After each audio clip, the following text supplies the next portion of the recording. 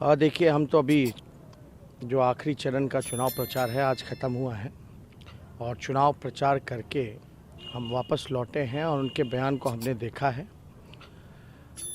और आप जान रहे हैं कि हम लगातार चुनाव में नौजवान, बेरोज़गार, कमाई, दवाई, पढ़ाई, सिंचाई के मुद्दों को हम लोगों ने उठाया है और महिलाओं की बात हमने की है। हमने नियोजित शिक्षकों को समान काम समान वेतन देने की बात कही है।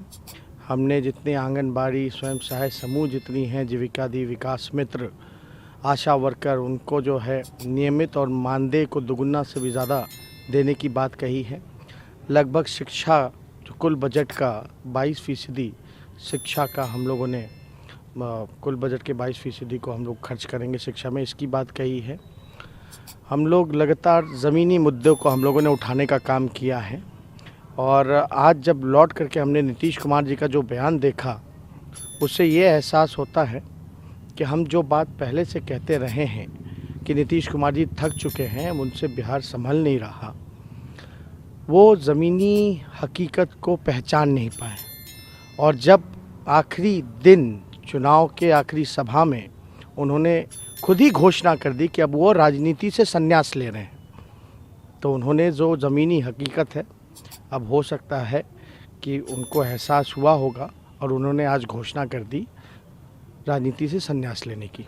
लेकिन आपको नहीं लगता है कि ये बात तो पहले भी कर सकते थे, आखिर आज ही उन्होंने क्यों चुना? देखिए, हम तो शुरू से कह रहे हैं ज़मीनी हकीकत को वो पहचान नहीं पाए। हम लोग मुद्दे की बात करते रहे, वो मुद्दे को भटकाने की कोशिश करते रहे और हम लगातार युवा, महिला, आपके किसान, नौजवान, मजदूर, महिलाओं की बात हम लोगों ने की है। जो ज़मीनी स्तर पे जो भ्रष्टाचार है ब्लॉक पे, पुलिस थानों में, उसकी बात हम लोगों ने उठाई है, जो कि वो कहीं ना कहीं से इस हकीकत को वो ज़मीन से जुड़े नहीं, पहचान नहीं पाए। और जब उनको एहसास हुआ, जब चुनाव प्रचार ख़त्म हुआ, तो उन्होंने घोषणा कर दी संन्यास लेने की। घूमने के बाद उन्हें पता चला, एहसास हुआ, पूरा कैंपेन करने के बाद अब तो उन्होंने घोषणा कर दी संन्यास ही लेने की। हम तो ये शुरू दिन से ही कह रहे हैं कि वो थक चुके हैं। बाहर में कोरोना काल में आपने भी देखा होगा कि 144 दिन तक वो घर से निकले नहीं।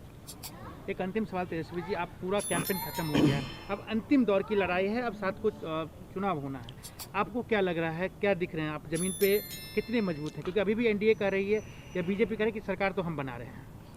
देखिए, दावे करने वाले की बात अलग है। ये लड़ाई कोई नीतीश जी और तेजस्वी की नहीं थी, लालू जी, मोदी जी की नहीं थी। ये लड़ाई जनता और सरकार के बनाम थी और इस लड़ाई में जनता की जीत होने जा रही है और हम जनता के साथ खड़े थे, जनता के मुद्दे पे।